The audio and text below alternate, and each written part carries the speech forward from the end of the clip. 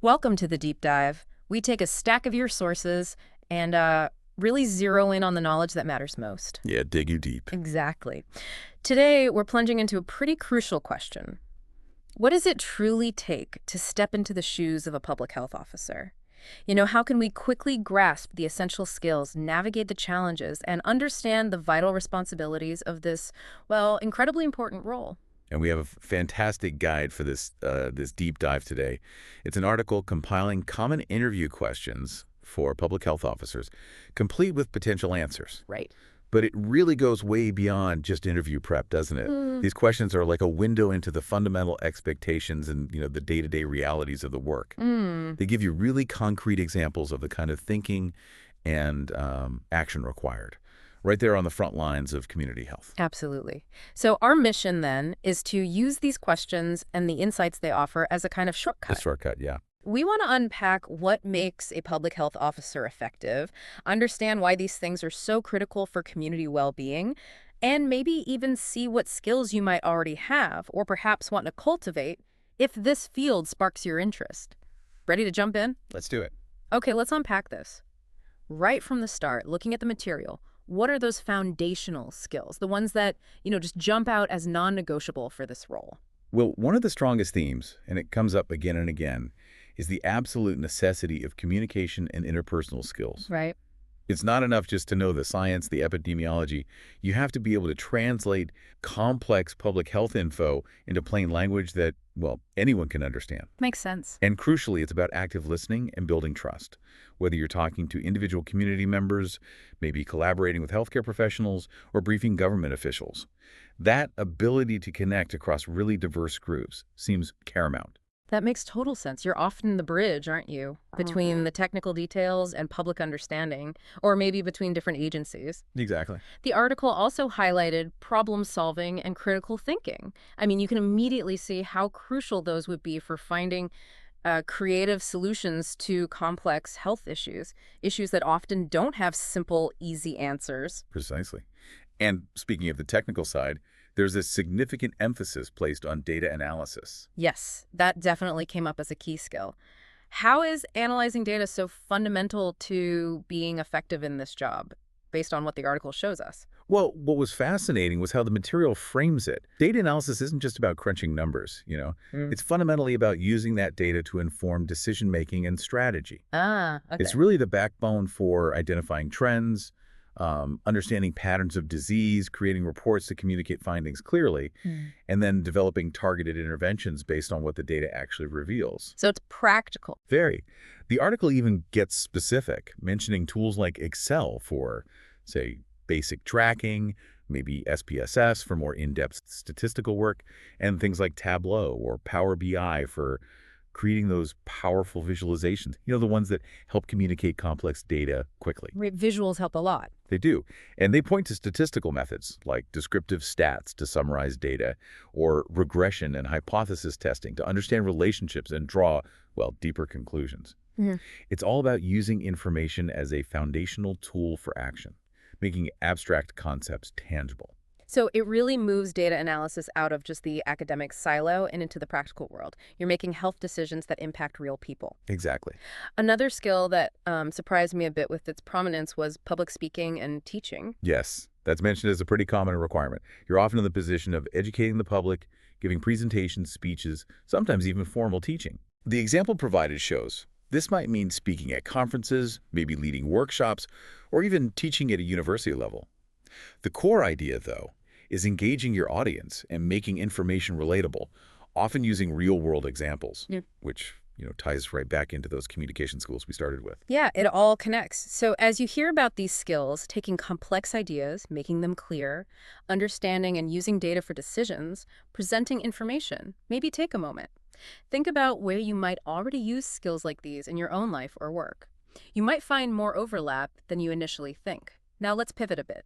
From the core skills to the real-world challenges, because the interview questions really do shine a light on the tougher aspects of this job. They certainly do. First, that human element, which can be incredibly demanding, working directly with people who are sick or in pain. Yeah, the article is very clear here. Empathy and a real willingness to provide compassionate care and support are absolutely crucial. Right. The example answer really emphasizes providing comfort and reassurance alongside meeting the medical needs.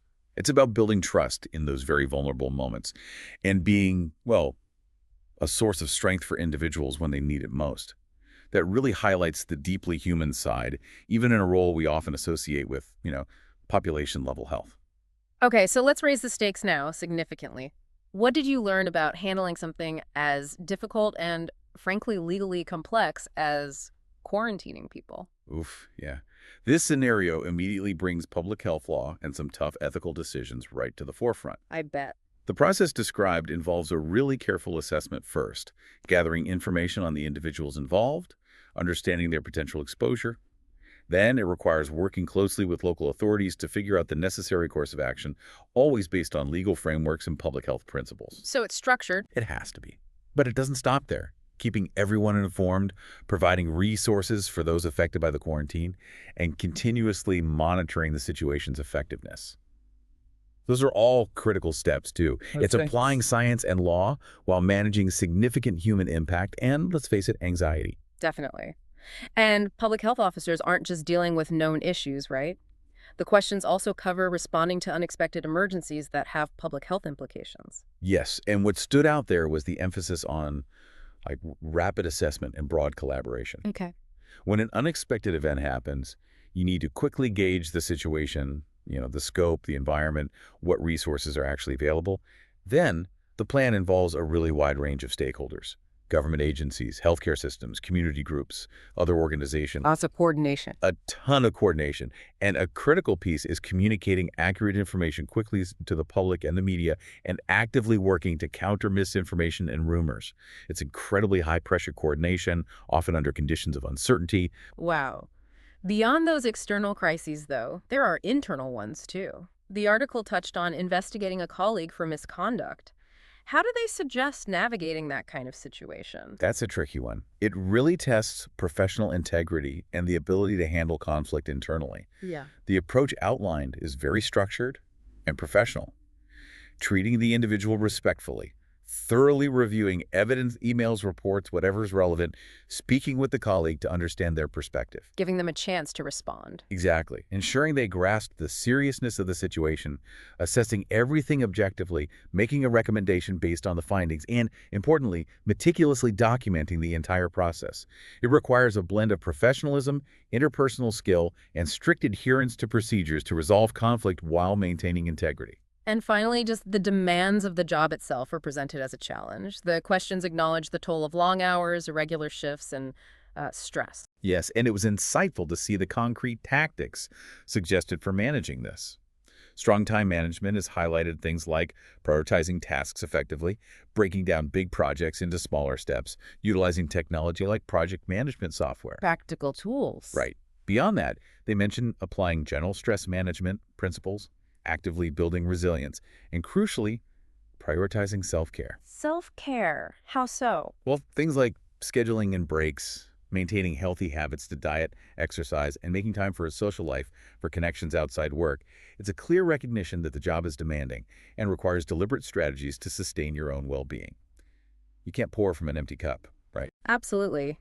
Thinking about these challenging scenarios, making tough calls under pressure, handling crises, navigating difficult interpersonal situations, what skills have you, listening now, relied on when faced with similar moments in your own life? You might find some interesting parallels with what's essential here. Okay, let's shift gears again. Now to the more proactive, core responsibilities and how public health officers actually engage with communities. Investigating outbreaks, that sounds like fundamental public health work. Oh, it absolutely is. Yeah. And the article details a pretty multifaceted investigative process. It starts with gathering foundational information, researching the affected area, understanding known risk factors, then reviewing medical records and reports. Like getting the background. Exactly. Crucially, it involved connecting with other public health officials for input and collaborating with stakeholders, the affected community, local government, healthcare providers to plan the response together. Collaboration again. Always. And throughout the investigation, following safety protocols and collecting accurate data for reporting are paramount. It's really a blend of detective work, scientific analysis, and collaborative action. A key proactive step mentioned is public education. How is that described in practice? What does it look like? They give a great practical example. Developing educational programs for local schools, focusing on things like hand washing and hygiene. Okay, basic but important. Very. This shows how public health knowledge gets translated into actionable information for specific groups. The example includes using interactive methods like role-playing, alongside more traditional lectures, and distributing pamphlets. It demonstrates some understanding that effective education needs to be engaging and accessible, not just a lecture. And that connects directly to policy, right? Mhm. Developing and implementing public health policies and procedures is another core responsibility mentioned. Yes, and what's notable here is how policy is framed not as some solitary exercise done in an office, but one requiring broad collaboration. Public health officers create and implement policies designed for community safety, and the example involves working with diverse stakeholders, government bodies, healthcare organizations to build comprehensive plans. It's not just drafting documents. It includes the practical steps of providing training on how to follow these policies, monitoring compliance, and conducting regular reviews to make sure they are still effective and relevant. Policies need to live and breathe. Policies and programs, though, are only effective if they actually reach the people who need them most. How did the article address that critical challenge of reaching at-risk or marginalized communities? This was really interesting. The strategy described is multifaceted and very community-centric. It starts with building genuine relationships with community leaders and existing organizations to truly understand the specific needs and concerns of these populations, not just assuming you know. Listening first. Listening first, exactly. Data gathering through methods like surveys or focus groups is used to identify service gaps. Direct engagement with community members is key, leading to tailored strategies and interventions that actually resonate locally, often leveraging initiatives already happening on the ground. So adapting the approach. Definitely. And for specific marginalized groups, like people experiencing homelessness or the uninsured, the approach includes conducting targeted needs assessments, developing specialized programs, providing accessible education and resources, and importantly, advocating for these vulnerable populations. Often this involves collaborating closely with local nonprofits for effective outreach. You have to meet people where they are. That emphasis on collaboration seems absolutely fundamental. It's explicitly mentioned as a key skill throughout. It really is, and the article provides a clear example in action, collaborating with local health departments and community-based organizations specifically to improve healthcare access for underserved communities. How did that work? Well, it involved regular meetings, transparently discussing progress, collectively addressing issues that inevitably arose, and working towards a common shared goal. It just shows how partnership is indispensable for tackling those deeply ingrained health disparities effectively. You can't do it alone. Yeah, definitely not. As you hear about these different ways public health officers work, investigating, educating, setting policy, engaging communities, maybe think about campaigns or initiatives you've seen in your own area. How did they seem to try and reach different groups? Was it effective? Okay, let's dive into what fuels these public health officers, what motivates them, and how do they stay sharp? The questions explore their focus areas. What did the article highlight there? The example answer points strongly towards prioritizing preventative health. Prevention, okay. Yeah, this involves focusing on measures that reduce the overall burden of disease before people get sick. Things like promoting immunizations, facilitating screenings, providing education on nutrition, physical activity, healthy lifestyles. Yeah, upstream stuff. Exactly, the upstream stuff. A key insight here is tailoring these prevention strategies to the specific needs of a community, considering local resources, cultural values, existing infrastructure. It's all aimed at promoting overall wellness, not just treating sickness. That theme of prevention seems incredibly central. I mean, one question directly asks about the most important aspect of public health. And the answer just reinforces that idea. Prevention is consistently highlighted as key. It's seen as the most effective way to reduce the spread of disease and improve health outcomes through those proactive measures we just discussed. It's consistent. Very. But it also broadens slightly to include promoting wellness not just individually, but by working to create policies and environments that actually support healthy behaviors and access to essential services. Everything from safe places for physical activity to the availability of nutritious food and mental health support. Given how rapidly health challenges can evolve, I mean, look at the last few years. Staying current must be absolutely vital. How do public health officers typically update their knowledge, according to the source? Yeah, continuous learning is crucial. The article lists several methods. This includes keeping up with national and local policy changes, reading professional journals to stay abreast of new research, attending conferences and webinars, and regularly reviewing relevant laws and regulations. Staying informed. And also, building relationships and networking with colleagues is mentioned. Sharing knowledge and learning from each other's experiences seems really important too. It's not just books and websites. That makes sense. What about a scenario that's completely new, like a novel disease they've never encountered before? How is that approached? Ah, yeah. This is where problem solving meets the unknown, and adaptability is absolutely key. Right. The approach described involves starting with reviewing any available scientific literature, obviously, consulting with other experts in related fields, Yeah.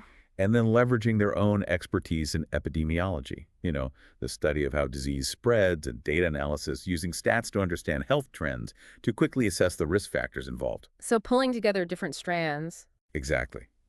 Based on that rapid understanding, they work to develop diagnosis and treatment plans, always considering in the local context and the resources actually available.